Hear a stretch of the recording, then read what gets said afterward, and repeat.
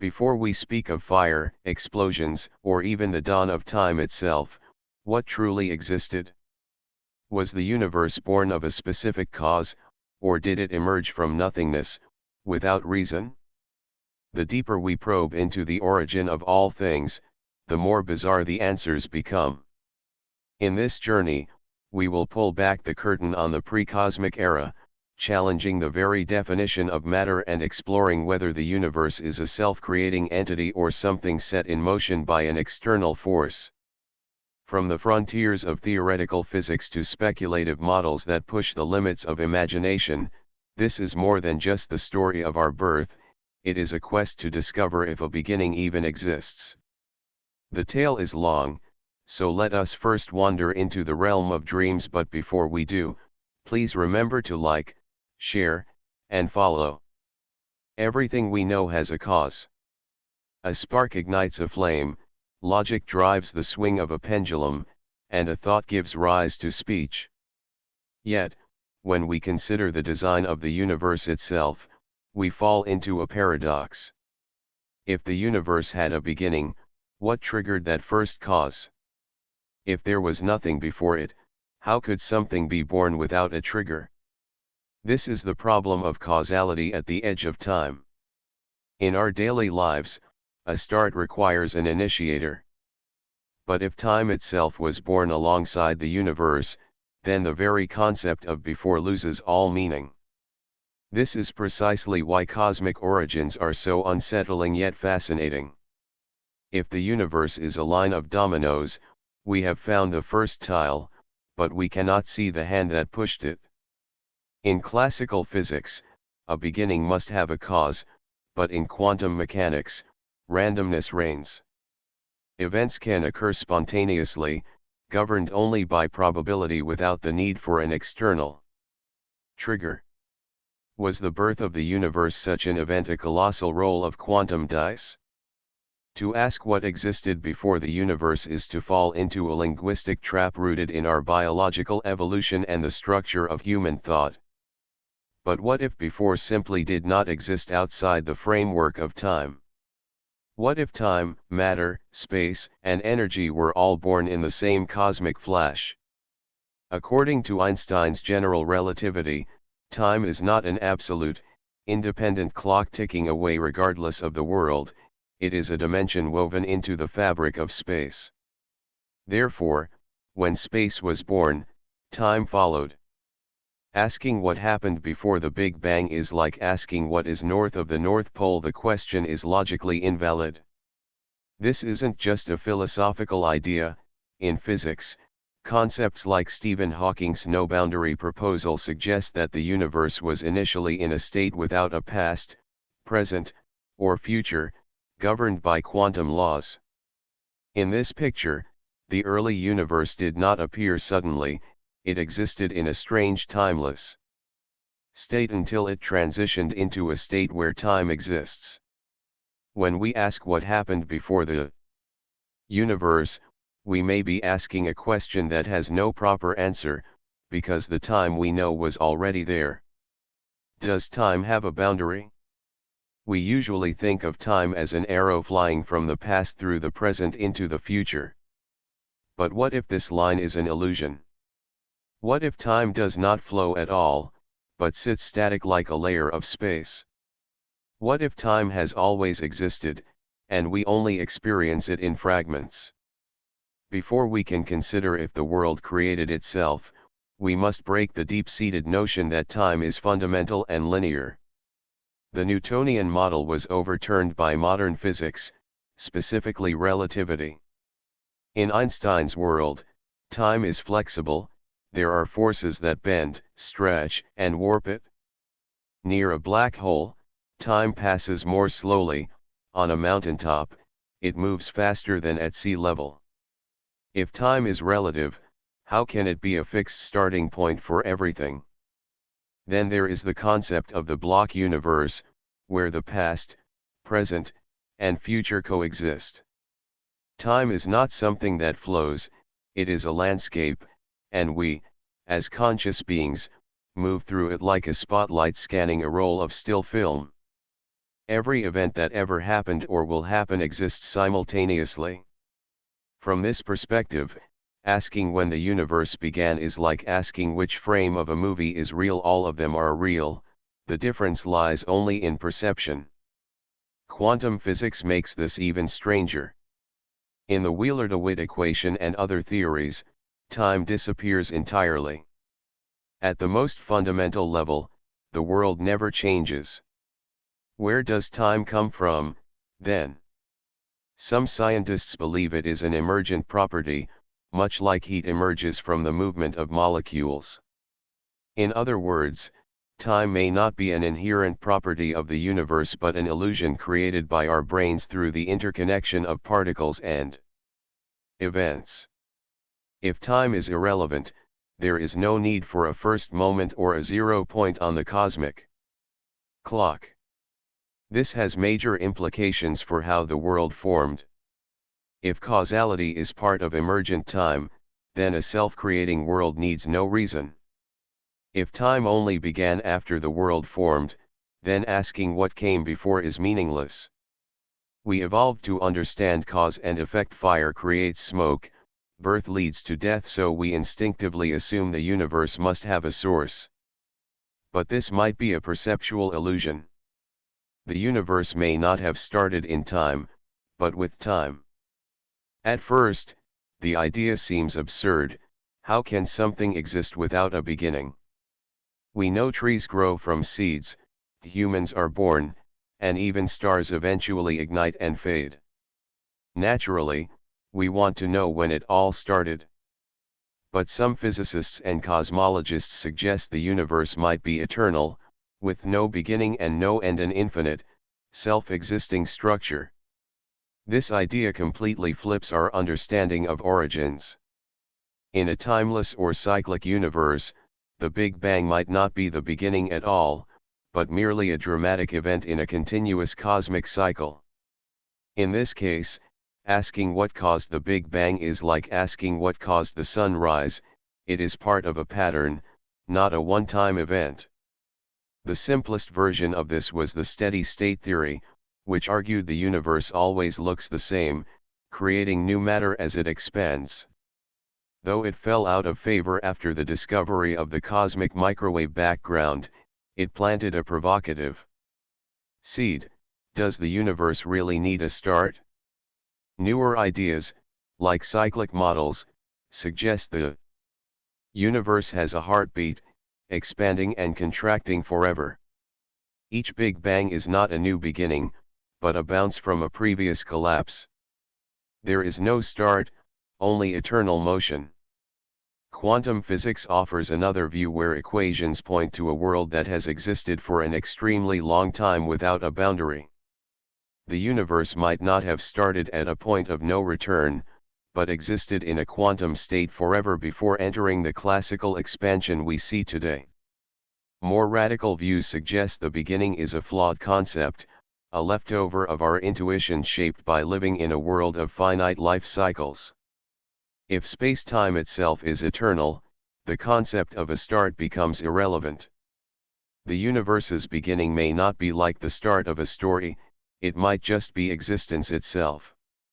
This view isn't an excuse to avoid hard questions, it is a natural conclusion from theories like loop quantum gravity or string theory, suggesting the universe doesn't need an external push to run, it simply exists, governed by laws that never needed to be started. When you remove all planets, stars, and even the smallest atoms, what is left? You might say nothing, a silent void. But in quantum physics, nothingness is never empty. It is a boiling, chaotic field of activity filled with fleeting ghost particles. This is the strange quantum realm, where energy is never at rest. Even in space with no real particles, quantum uncertainty causes energy fluctuations. These fluctuations create virtual particles, pairs of particles and antiparticles that pop into existence and annihilate each other instantly, faster than the universe can even notice. You might wonder how these fleeting particles matter. Their effects are real. The Casimir effect proves that two metal plates in a vacuum will be pushed together by this nothingness. These particles also help explain Hawking radiation, where black holes slowly lose mass due to quantum changes at their edges. More amazingly, if space can spontaneously produce these pairs, could the entire universe have emerged in a similar way? Physicists like Edward Tryon proposed in the 1970s that the universe might simply be one of those things that happens from time to time. This view suggests the world is a massive quantum fluctuation. According to the laws of probability, if you wait long enough, even a 1 in a trillion event will happen. Our universe might be the ultimate rare event, a brief theft of energy from the vacuum that expanded into a full-blown cosmos. The key to this argument is that the total energy of the universe might be zero, with the positive energy of matter and radiation cancelled out by the negative energy of gravity. These models suggest that space-time is a quantum system that can tunnel from nothing into something. But here, nothing is not an absolute starting point. The quantum vacuum is unpredictable and governed by physical laws. The laws act as the driver, rather than a conscious creator. Of course, this leaves another big question: where do the laws of physics come from? Even if a quantum vacuum can birth a universe, it needs rules, and rules imply structure. This is where quantum cosmology meets metaphysics. Even if we accept the universe was born from a vacuum, it doesn't solve the ultimate origin, it just pushes it back one step. Still, the idea that nothingness is unstable and can explode into a vast existence is one of the most stunning revelations of modern science. It changes our understanding of creation from a miracle to an inevitability given enough time and the right conditions. If there is one physical law almost everyone has heard of, it is the second law of thermodynamics. It states that entropy or disorder always increases over time. Coffee spills, ice melts, stars burn out, and order decays. But what if the story doesn't end in chaos? What if entropy isn't the enemy of creation, but a key factor? Let's look at the paradox. The second law says the universe is destined for disorder, yet we live in a world of exquisite structure: spiral galaxies, glowing stars, and DNA molecules. How does growing disorder produce so much visible order? The answer lies in what entropy truly means in an expanding world. Entropy isn't just about messiness, it reflects the number of ways a system can be arranged. A hot, uniform gas has high entropy. In the early universe after the Big Bang, everything was very smooth and ordered, a state of extremely low entropy. So how did this produce stars and humans? Because of gravity. Gravity behaves differently than gas in a box.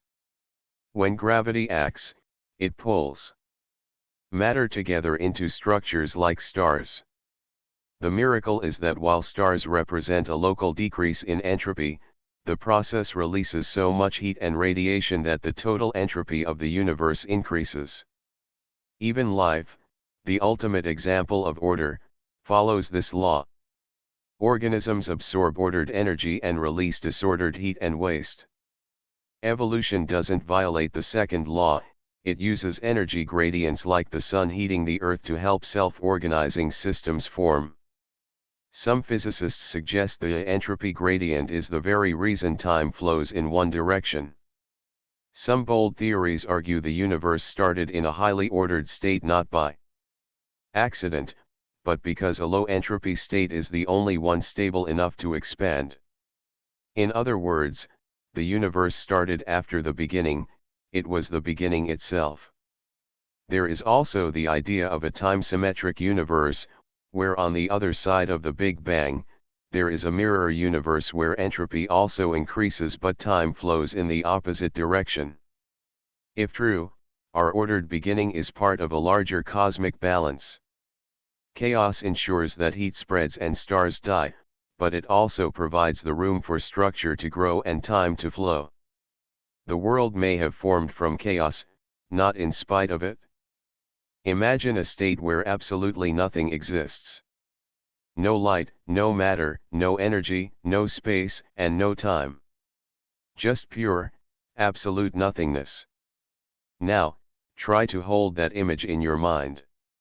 It is nearly impossible because whenever we imagine nothing, we accidentally add something: a dark void, an empty room, a space waiting to be filled. But these are still something. This leads to one of the most puzzling questions in modern cosmology: did absolute nothingness ever truly exist? At first, this seems like a religious or philosophical question, but it has become a major field of scientific study. Scientists want to know what nothing actually means.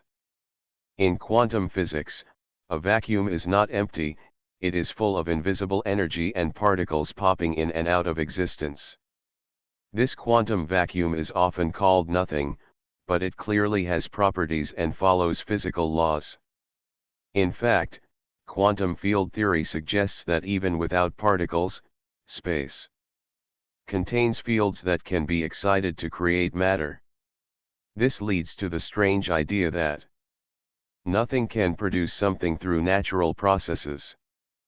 But this nothing is more like a stage with the lights turned off. It is still there, and it still has rules. So, what is true nothingness? No rules, no dimensions, no quantum fluctuations. Does such a thing even exist? This is the heart of the mystery. Scientists like Lawrence Krauss argue that the universe may have been born from nothing because quantum physics allows for such a phenomenon. However, critics are quick to point out that this nothing is still built upon an existing framework, such as the rules of probability or the fundamental concepts of quantum mechanics. This is not the nothing the question refers to.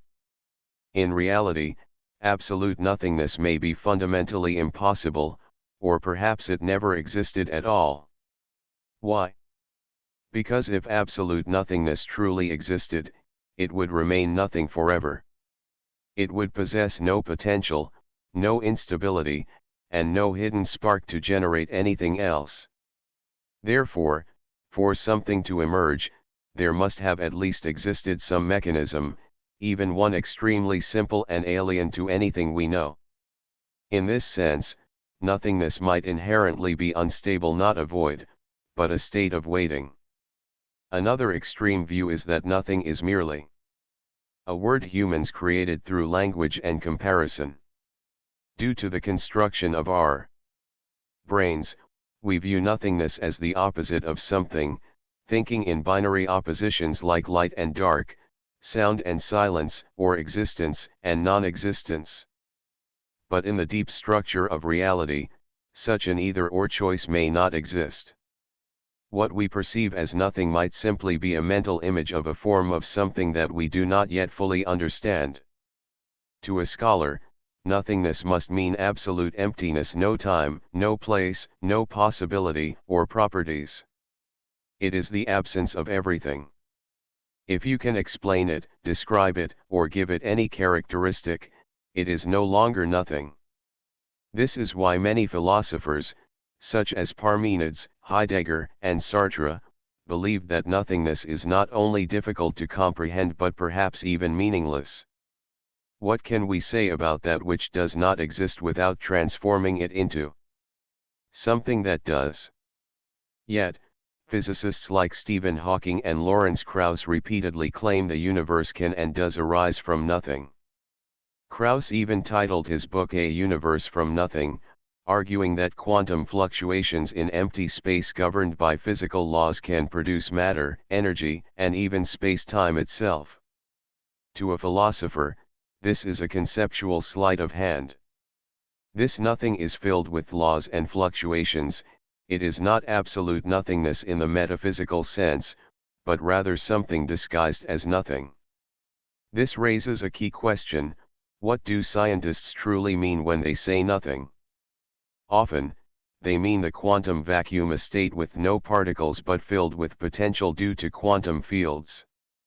They might also mean a state of extremely low entropy or perfect symmetry that is prone to spontaneous symmetry breaking, thereby generating matter and energy. These are real, testable concepts in physics with mathematical foundations. But to a philosopher, these definitions bypass the core issue. If your nothing has rules, boundaries, and the capacity for change, then it is not nothing. This is the fundamental divide. Physicists focus on what is measurable, philosophers focus on what is reasonable. To a physicist, the question of why there is something rather than nothing only has meaning if nothing can be defined within a physical framework, otherwise, it is metaphysical speculation interesting, perhaps, but outside the realm of empirical science. To a philosopher, this is the ultimate question: why is there anything at all instead of an eternal, unchanging void? What makes being possible? Imagine a child asking who created the universe. The answer is God. Then comes the obvious question: who created God? This infinite regress is a logical trap where causes chase each other backward forever. Every answer just pushes the question back one step. There must be a first cause, but what caused that first cause? Furthermore, if the first cause has its own cause, then what is that? This is not just a clever riddle, it is a deep problem faced by any theory attempting to explain the ultimate origin of everything, be it scientific, theological, or philosophical. The principle of sufficient reason is a good starting point, suggesting that everything that exists must have a reason for its existence. We naturally want to know why things happen, whether it is a star, a tiny particle, or the entire universe. But if the chain of events goes back infinitely, we never get a complete answer, only an endless string of questions. Many theories, especially traditional theism, avoid this by using an uncaused cause. Aristotle called it the prime mover, Aquinas called it God. The core idea is that there must be a supreme being or principle that requires no explanation, something eternal and necessary. However, modern thinkers challenge this logic. Why must the first thing be a mind or a spirit? Why couldn't it be a quantum fluctuation, eternal laws, or a self-causal loop of events? In quantum physics, it is hard to say exactly what causes what. Small-scale events do not always follow neat causal chains. Particles can appear out of nowhere for no apparent reason. Could the world be the same? Some physicists speculate that the universe is causally closed, a self-contained loop where time and causality curve back on themselves. In these models, the universe needs no external cause because its beginning and end are connected. It is like asking who created a circle. It is a closed shape with no starting point requiring a creator. Still, the question remains, what allows the world to create itself? If the laws of physics and quantum mechanics shaped everything, where did those laws come from? Are we just moving the question to a level of meta-laws or a complex mathematical realm? Another possibility is that our need for causality is a limitation of human thought. Perhaps not all of reality requires a cause the way an apple needs a tree. The first cause might not be a thing at all, but a boundary, a transition, or a change of state. Thus, we are caught in a paradox: if everything has a cause, there is either an infinite chain or something self-initiated. If something can be self-initiated, how exactly does that work? And if an uncaused thing exists, why is it limited to just one? When you hear the word nothing, what do you think of? Is it a pitch-black emptiness, a void without stars, planets, or people? This image feels intuitively correct, but according to modern physics and cosmology, it is far from the truth and perhaps entirely wrong. In the world of science, nothing is not as empty as it seems. First, Consider quantum physics. In a vacuum with no matter, there is still energy, filled with quantum fluctuations and possibilities. These fluctuations can spontaneously create and destroy particles, like bubbles popping in and out of a pot of boiling water. Therefore, even the emptiest space is not truly empty but teeming with potential. Physicists call this the quantum vacuum. This is not just a theoretical concept, we can observe its effects. For example, the Casimir effect is a measurable force between two metal plates in a vacuum caused by these fluctuations. It is a startling reminder that even the void has content. Things get even stranger. Some views suggest this quantum nothing might be the origin of the world. If the void is unstable enough, it could give birth to an entire universe, similar to how a quantum fluctuation occurs. From a quantum perspective, the total energy of the world might be zero, so it does not violate physical laws. In a sense, this is a cosmic accounting trick where the negative energy of gravity balances the positive energy of matter. Stephen Hawking once said that because there is a law like gravity, the universe can and will create itself from nothing. But critics, especially philosophers, point out that Hawking's nothing is actually something a framework of physical laws, quantum fields, and the stage of space-time. Whether absolute nothingness ever existed depends on how we define it. To a philosopher, nothing means the absence of everything: no space, no time, no laws, no fields, not even potential. The problem is that we have never observed such a state, nor do we know if it is possible. It isn't just that we haven't seen nothing, it is more likely that the concept of nothing exists only in our language and not in the physical world.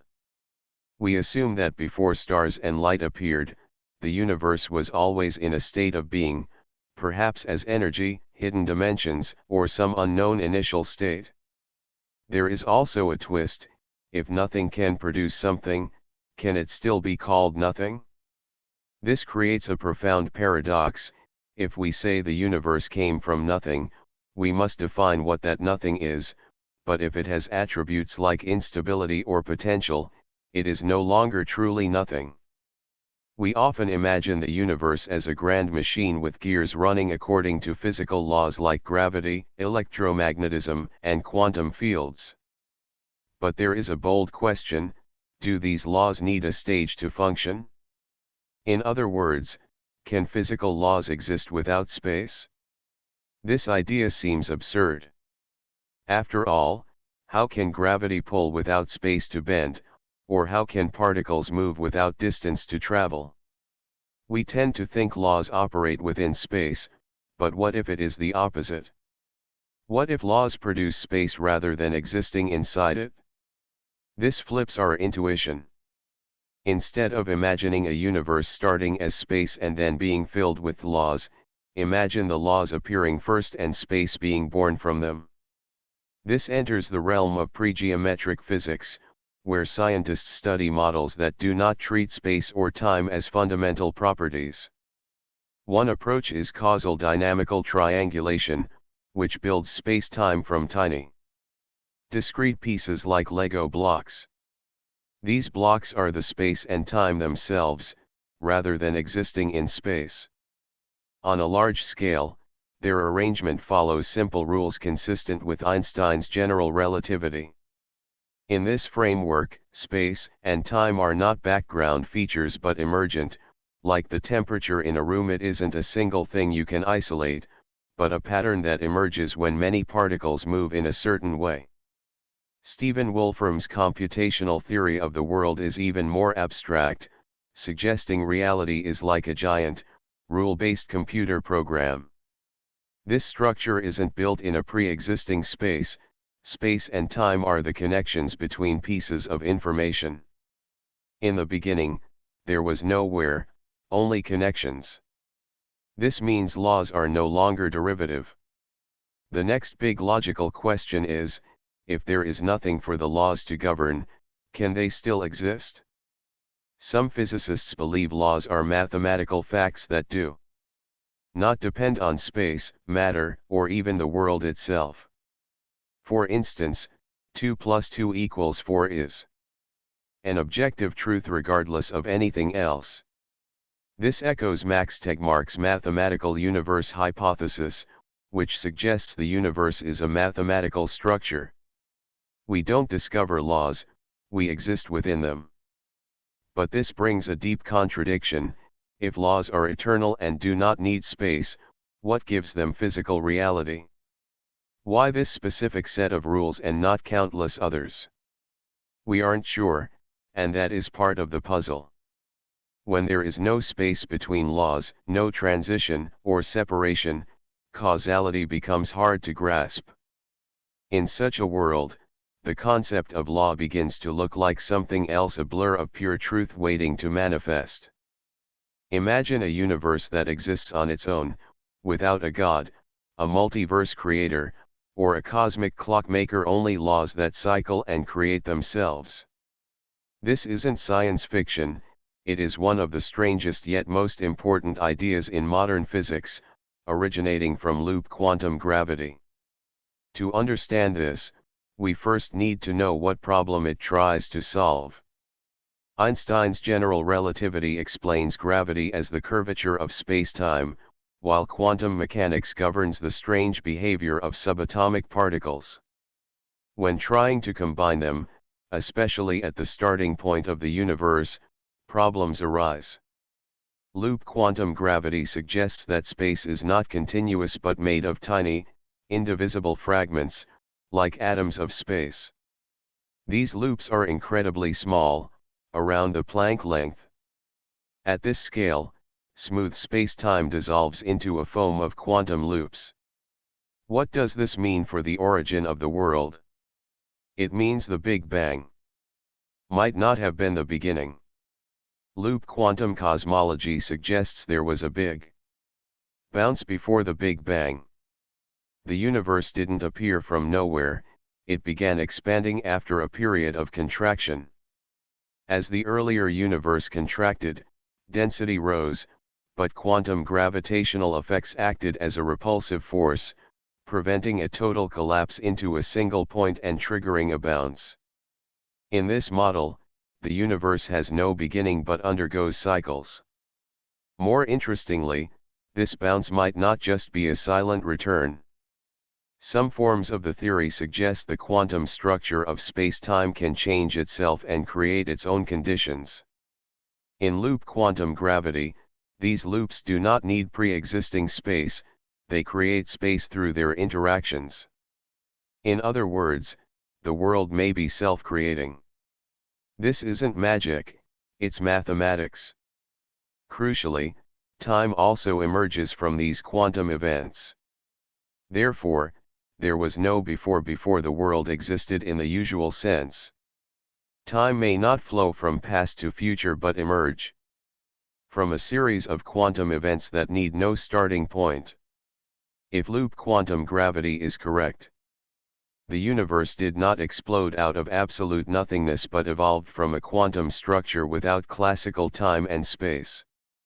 These loops intertwined to form the fabric we call space-time, from which all stars, planets, and life emerged. This is still speculative, but it is testable. Experiments using the cosmic microwave background might find signs of a bounce. If confirmed, it would change the story of cosmic formation not as a starting point, but as a turning point in a much larger cycle.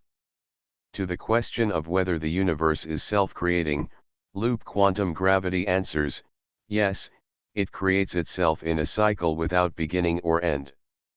How would you feel if space and time weren't a smooth river but a pile of jumbled moments you could count? This is the core idea behind causal set theory. It is a model of space-time that could explain gravity and change our understanding of what the world is made of. It starts with a deep question: what is the nature of space-time? It doesn't see space-time as something smooth that can bend and stretch, but as a series of discrete elements called events. These aren't particles or even locations, but points in space-time. Each point is connected to others through causality. Think of reality as a massive, expanding family tree, not of people, but of the world. Each new event is derived from previous ones, connected by cause and effect. Just as a family tree depicts parent-child relationships, a causal set depicts which events can influence which others. This web of causality, rather than the three-dimensional space we know, becomes the foundation of reality. Space-time and even physical laws might be derived from this simple arrangement of points and connections. The beauty of this idea is its simplicity. You don't need space or time at the start, you only need a series of events and their relationships. How far apart are two events? That is just the number of steps in the chain. How much time has passed? That is the order in which events occurred. What is the shape of space?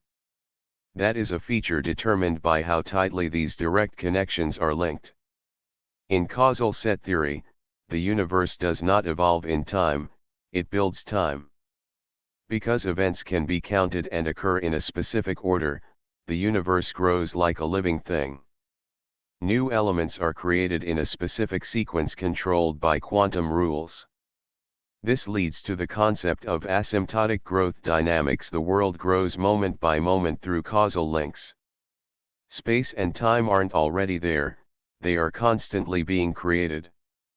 Following this logic leads to a startling conclusion: the world is self-creating, not all at once at the Big Bang, but bit by bit, event by event, like a cosmic book, constantly writing itself. Causal set theory is still highly theoretical and unproven, but it offers a fresh and compelling perspective. The universe is not a giant balloon expanding in space, but a network of events unfolding according to causal rules, while time and space are illusions we infer from these connections. It is difficult to imagine a place without space, time, matter, or even light, a void so empty it defies comprehension. Yet, from this nothingness, something suddenly emerged and was born. There was no divine hand, no guiding mind, only a random draw from the quantum fabric of reality. This is the core of the stunning idea that the world is built from quantum fluctuations. The quantum vacuum is a layer of space smaller than atoms, molecules, or even protons. It is an ocean of uncertainty and potential. Most of the time, what appears empty is not empty at all, because it is filled with particles and antiparticles that constantly appear and vanish.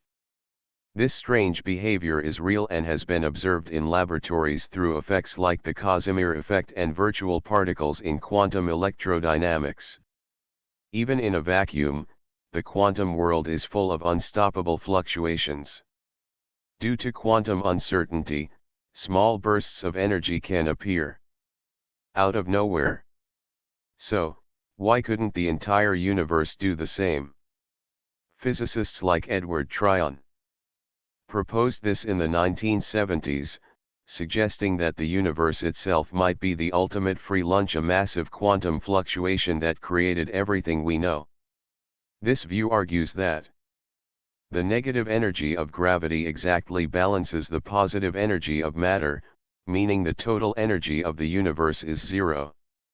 In the end, nothing is lost, everything comes from nothing.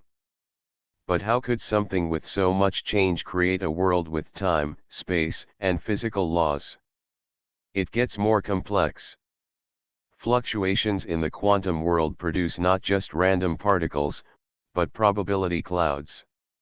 If time is infinite, there is always a chance that a fluctuation large and ordered enough will occur to create an expanding bubble of space-time. This is the inflationary model of the Big Bang. Physicists like Alan Guth suggested that just after appearing, our universe underwent a period of unimaginably rapid expansion. Quantum fluctuations combined with this inflation to form the cosmos. Once this universe expanded, its internal rules took over. As the universe cooled, gravity, electromagnetism, and nuclear forces froze out from the high energy chaos, laying the foundation for atoms, stars, planets, and life. Interestingly, if one world can be born from a small fluctuation, why not many? Some models suggest new worlds are constantly emerging, each slightly different. Ours is just a lucky one among many possibilities. Each world has its own version of reality, most collapse quickly, while some, like ours, remain stable and grow. Critics of the quantum fluctuation theory argue it relies on physical rules existing before the birth of the universe. After all, without time and space, how can a fluctuation occur? This is a great question, but in many understandings of quantum physics, time and space are not fundamental properties but emergent traits. In this case, that fluctuation might have been the very first point of time and space. It is a wild idea, a world created from a small disturbance in the void, with no plan, no design, and life as just a game of probability. The multiverse, the idea that many or even infinite worlds exist, is central to this theory. These are not just distant stars and galaxies in our universe, but entirely different worlds with their own space-time, physical rules, and dimensions. These worlds might form continuously, like stars being born within stars. So, how is a baby universe born? One possible process involves quantum tunneling and inflation. Random fluctuations might cause bubbles to form in a high-energy quantum field, similar to the field thought to exist at the start of our universe. When conditions are right, these bubbles can rapidly grow into self-contained space-time regions, baby universes. Inside each bubble, inflation continues, allowing for the formation of galaxies, matter, and energy. From the outside, a baby universe might look like a small region of curved geometry in a parent universe, a bulge or node on the fabric of space-time. From the inside, it would look like a complete universe with no sign of anything else. The crazy part is that these small worlds might be forming all the time. The concept of eternal inflation suggests that inflation never truly stops, it only stops in small patches like ours to form isolated bubbles of regular space-time while continuing everywhere else. This creates an ever-expanding structure, a growing tree of worlds, and a never-ending pattern of cosmic birth. Some physicists even suggest black holes are involved.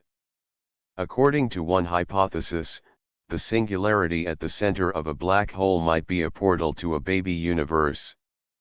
The idea is that matter crushed into the singularity doesn't just vanish but transitions into a new universe separate from our own.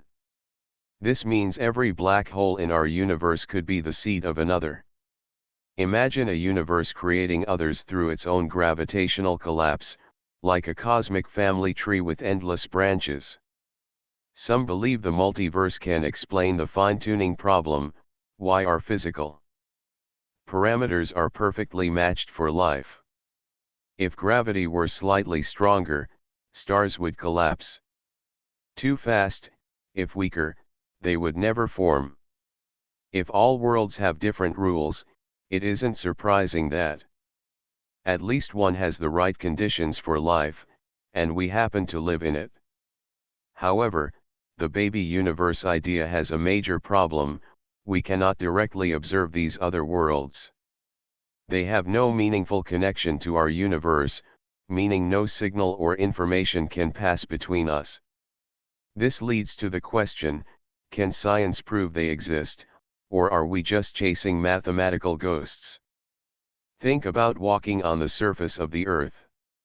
You can travel from one country to another, across oceans, and move in any direction without ever falling off. Why? Because the Earth's surface is curved, it has a finite area but no edge. Stephen Hawking borrowed this simple idea and expanded it to the entire universe. In the 1980s, Hawking and physicist James Hartle proposed the no-boundary proposal. The idea is that at its earliest moment, the universe did not start at a sharp point in time or space.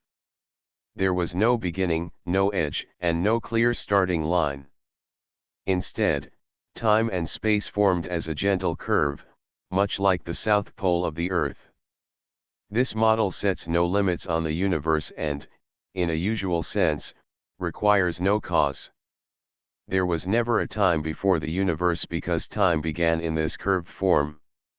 Hawking and Hartle used complex mathematics, combining quantum physics and general relativity, to show that even if you go back to the birth of the universe, back to the Planck era, you won't find a random point of infinite density. Instead, you enter a realm where time becomes more like space. At these points, time and space are indistinguishable. This era is governed by Euclidean quantum gravity. In this theory, time takes on an imaginary value, which helps smooth out equations and remove singularities. In this realm, there is no time as we understand it, no passing seconds, no causal chains, only a smooth, curved landscape. Our familiar universe gradually emerged from here. Why does this matter? According to the no-boundary proposal, we don't have to ask what existed before the universe, because as Hawking said, that is like asking what is north of the North Pole. The question has no answer, not because it is silly, but because nature does not provide one. Time is something that happens inside the universe, not something that exists independently. This view changes the entire debate about when everything began. In this scenario, there is no sudden explosion. Instead, the universe formed slowly, following a natural path from a quantum state to the expanding space-time we live in today. This theory is beautiful and theoretically sound, but hard to verify. So far, we have no way to observe or disprove it because it involves unmeasurable time and space. The early universe had massive quantum uncertainty, and models like this sit on the edge of science and speculation.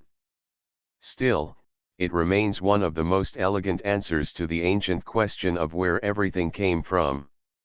What if the universe didn't need a reason, but just a chance? Alexander Vilenkin's theory of tunneling from nothing is one of the most interesting attempts to solve the question of how everything came from nothing. We see that rules in quantum physics are very different from daily life. One rule is that particles can appear and disappear on their own in a vacuum. This isn't magic, it's a real effect called quantum tunneling. It allows particles to pass through energy barriers they shouldn't be able to cross. This is how particles escape from inside atoms and how the sun shines. Vilenkin's theory suggests the universe might come from a quantum vacuum, not a place full of gas or dust, but a state totally devoid of space-time or matter. In this case, nothing means no space to move in, no time to measure, and no particles to collide. It is a void without rules. Yet, within this nothingness, based on quantum probability, a tiny fluctuation might appear on its own. It would grow rapidly into the vast universe we see. This isn't a guess, but a formula running within the rules of general relativity and quantum physics. This process is often explained with the metaphor of a quantum bubble. Inside the bubble is a baby universe. Through quantum tunneling, this bubble suddenly appears. The laws of quantum physics do not forbid it. In fact, over a long enough time, it is inevitable. Vilenkin created a mathematical model to describe this. He predicted that for universes of the smallest initial size, the probability of tunneling is highest. These universes then expand due to their own internal energy, closely related to cosmic inflation. This idea isn't just abstract, it connects to things we see in the universe. The universe is flat, uniform, and very large, properties that match a rapid expansion following quantum tunneling from a tiny point. But this leads to new questions. If there was nothing at the start, where did the physical laws come from? Vilenkine's theory gives a subtle answer. Physical rules might not be produced in the usual way but could be part of the tunneling event itself, much like a particle's spin isn't started but simply exists. From this view, rules are possible outcomes rather than pre-existing conditions.